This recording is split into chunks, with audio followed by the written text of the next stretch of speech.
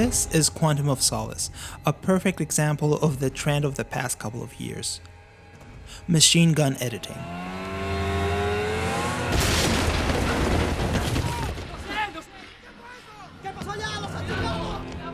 It's approximately 3 minutes in length, but it has more than 140 cuts. That's close to a cut every 1.5 seconds. It's easier to follow than Transformers, but it still feels like the scene was produced on the editing bay rather than the movie set. But this is not a video about fast editing and the sheer confusion it can produce. In fact, it's the exact opposite. This is a video about long takes.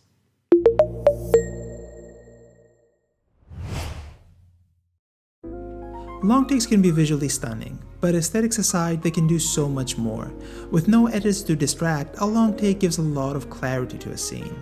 Because we can clearly see the action and the location it's taking place in, it makes us feel more invested in the movie. This is Rope, arguably not the best example to showcase the benefits of a long take, but it's certainly one of the earliest examples of this approach. The movie is not actually shot in one take, but through editing, it's treated as one. The technical limitations of the time didn't allow for an uninterrupted take since film reels could only record in 10-minute bursts. So Hitchcock had to compromise and work within the limitations of the camera magazines of the time. The cuts in the film are rather obvious. Each scene is connected to the next one by having the camera move really close to objects in order to black out the whole frame. Because the effect is so obvious and unnatural, it has the opposite effect of what Hitchcock was going for. Instead of pulling the audience into the action, the movie draws even more attention to itself. Well, it's odd to have anything go wrong. She seems to be missing David. As a matter of fact, I'm beginning to miss him myself. Aren't we all? The audience knows that something is amiss, since in normal circumstances no director would linger so long on a black frame. It's a constant reminder of what the director is trying to do, and as a result it hinders us, the viewers, from experiencing what the movie has to offer. But even with all its faults, the technique shows a lot of promise. If done right, a long take can be an incredible narrative vehicle. From the perspective of the director and crew, it's also a source of great pride, knowing they achieved something technically difficult. There's an incredible amount of planning required to achieve these long takes. Even Hitchcock's more simplistic use requires a lot of planning. Furniture had to be moved in silence as the camera moved around the space. Actors had to be hitting specific targets, while audio engineers had to be recording clean audio as all of these things were happening in the background.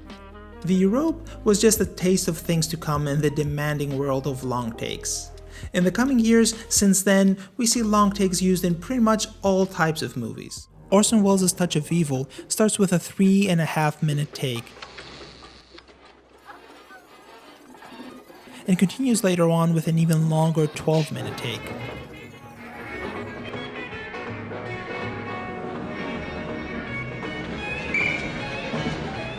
Antonioni's The Passenger ends with a complex 6-minute scene that goes from inside to outside, only to return back to the same room where it all started.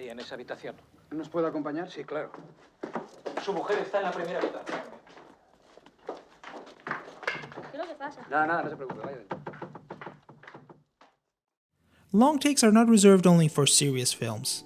The Player, a satirical movie from the 90s, begins with an 8-minute long take.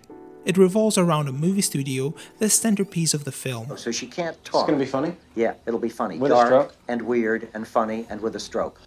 We see visitors coming in and out while the protagonist is going about his business, listening to a movie pitch. As the shot continues, the director winks at us by having two guys talk about long takes and fast cuts in cinema. We shot the whole thing without cuts. I hate all this cut. Shortly after that, the shot is about to end with a main character receiving a threatening postcard. Go on, I'm listening. Anyway, he can start to read people's minds. And when he gets to the president's mind, it's completely blank. Completely blank. This whole sequence took several takes to get it right, but it perfectly frames the crazy world of movie making by using an equally crazy and ambitious device, the long take.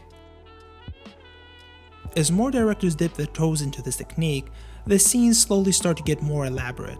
It seems like everyone is trying to one-up one another. Of course, that works out wonderfully for us, the audience. This is Brian De Palma's Snake Eyes. This is also not one continuous take, but several scenes stitched together to make it look like one long take. But it's so masterfully done, it feels like one continuous shot. Notice how effortlessly and fluidly the camera follows the action, putting the viewer right in the middle of it all. Like in Hitchcock's Rope, the scenes are stitched together when an object obstructs the frame, leaving it dark for a split second. Here though, the effect is not visible. But there's also one more trick used here. Time, all right. Look, I got business. Call me back in 5. There he is! You got a test, sir? It's all right. He's with me. The camera panning fast from one character to the next. The stitching is so seamless that if you're not paying attention to the editing and just follow the action, you won't be able to notice the cuts. Cyrus!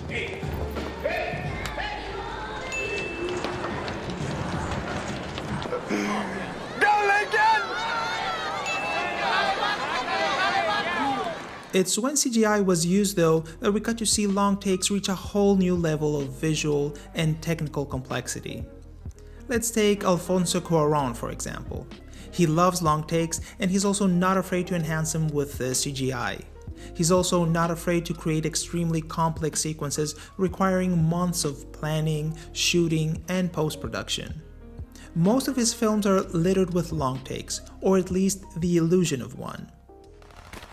In Children of Men, he transports us right into the middle of a battle scene in a refugee camp.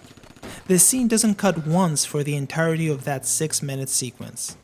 It took 2 weeks to shoot the scene, and the end result is definitely worth all that effort. Notice the blood-spattered lens here? Even though it was an accident, it adds a lot of realism to the scene. But there's one thing even more impressive about these blood spatters. This scene is so engrossing you don't even notice them vanishing less than 1 minute later. When I first saw the movie, I was thinking how is he going to pull off shooting the rest of the sequence with blood spatters all over the lens. But even though I made a mental note about it, I was completely surprised I didn't notice the moment the spatters vanished. It was only when I watched it back again at home that I realized how it was done. With this darkened frame and a quick pan, we now have transitioned to the next shot. To keep continuity, some small blood spatters are still there on the lens. And then with a quick pan, we transition to the next shot. The blood spatters are now gone, and we're left again with a clean frame. It's a true testament of how powerful and engaging a long take can be. We are so invested in the scene that we don't even notice big changes happening right in front of our eyes. The movie has several more memorable long takes. Especially the car scene is incredibly well done and also incredibly complex from a technical point of view.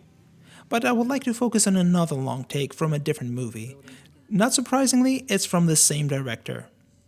In my personal opinion, this is one of the best and more effective long takes. It does so many things incredibly well. First and foremost, we have complete understanding of the geography of the scene.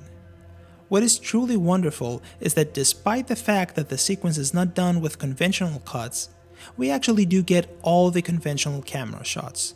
They just happen to be in one uninterrupted take. We go from a wide shot to a medium one, establishing one of the main characters of the sequence, and then to a close-up.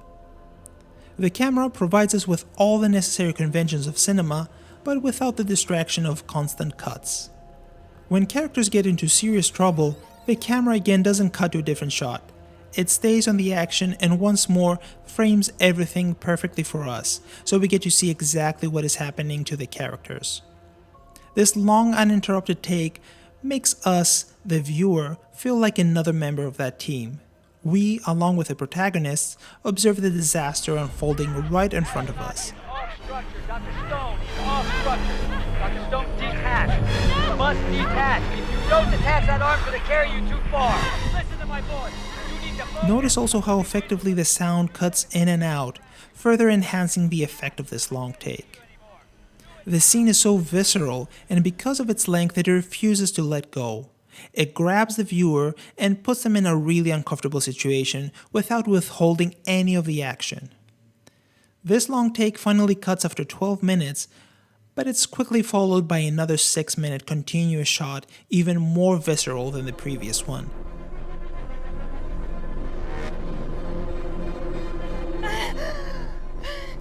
The camera locks onto the main character and it slowly starts moving in closer and closer. And then it happens.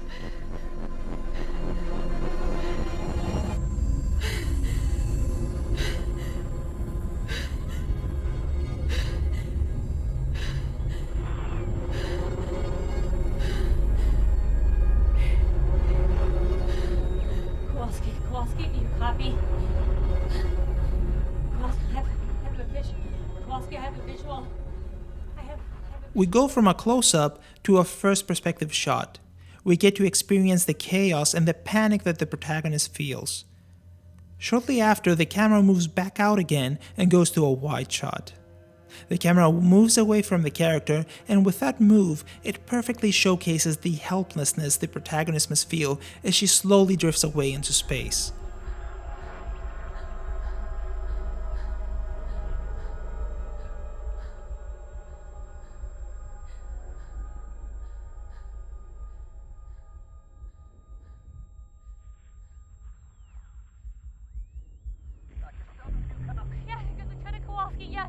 Yes, Lieutenant Kowalski, I'm here. Yes, I copy, I'm here. Flash your light. My light.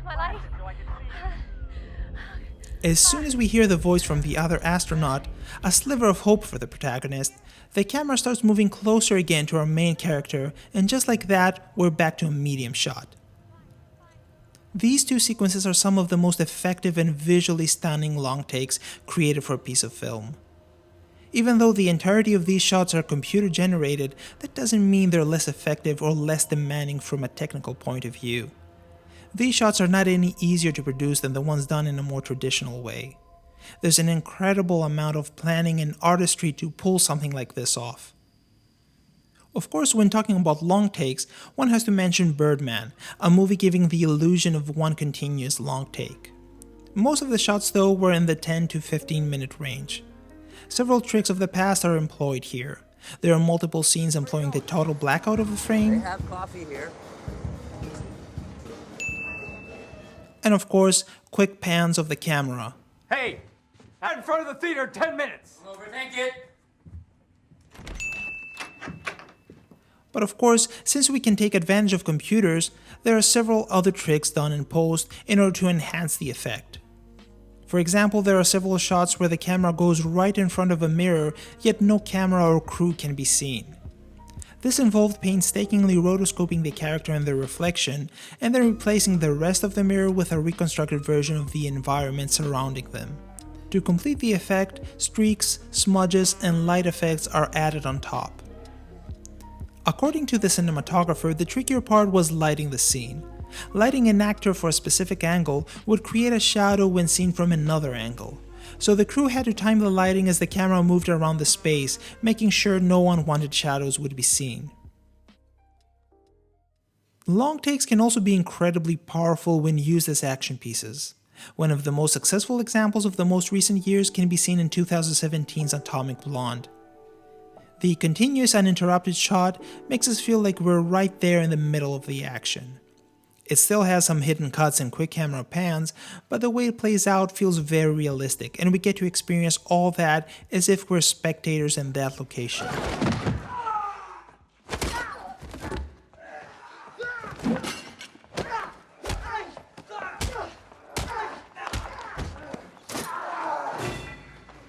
Another beautifully executed action scene has to be Daredevil's hallway fight sequence. It's not the only long take in the show's 3 seasons, but it's the first one showcasing the protagonist's abilities, and is expected he absolutely destroys his enemies. It shares the same realistic qualities as Atomic Blonde, with the characters fighting in a sloppy way as they move closer to the end of the sequence. These examples just barely scratch the surface. There's also John Woo's Hard-Boiled, or the elaborate choreography of The Protector. The list goes on and on. For some directors though, faking a long take is just not enough. They want to do it for real, and also for as long as possible. 6 or 15 minutes is just not enough for these people. How about having the whole movie as one real, uninterrupted take? If coordinating a 12-minute shot sounds complicated enough, you can imagine how immensely complicated a 1.5-hour take can be. As impossible as that may sound, there are some directors that actually manage to pull that off. It's hard to believe, but it's actually true. Russian Ark took 4 years to plan, but in the end they managed to do the impossible. Shot entirely on the Hermitage Museum in Russia, the director employed over 2,000 actors and 3 orchestras scattered around 33 rooms on the museum. As if the stakes weren't high enough, the crew had 1 day of shoots in the museum. On top of that, they had a short window of time within that day to complete the shoot. They had only 4 hours of light, and they used all 4 of these hours since the first 3 takes were unsuccessful. With barely enough battery power, they managed to complete filming using one of the first digital cinema cameras of the time. The whole video was shot on a hard disk that had to be carried by a crew member throughout the 33 rooms of the museum. But Sakharov is not the only director ambitious or crazy enough to try something like this. Sebastian Schipper, the director of 2015's Victoria, is equally crazy and ambitious. Victoria is an impressive film that manages to hold the audience's attention throughout its 134 minutes. The movie feels like a roller coaster ride, and we have front row seats. It's a love story, an action movie, it's a lot of things in one single piece of film. It's simply an astonishing achievement in filmmaking. The budget allowed for only 3 attempts, and as it turns out the third one was the lucky one. The toll the film has on the actors can be seen in one of the movie's action pieces. For a second, the driver is about to take a wrong turn, and the other actors, realizing this could ruin the take, start shouting to direct him to the right turn.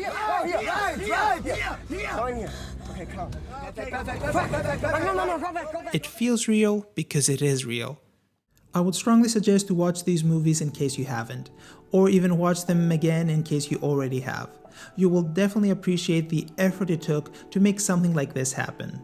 But of course, these are not the only ones employing the use of this technique. There are simply too many of them to fit into one video. In the description below, you'll find a chronological list of some of those movies and TV shows. Do yourself a favor and watch as many as you can. And that about wraps things up for this video. Let me know in the comments below which one is your favorite long take. Take care, and I'll see you in the next one.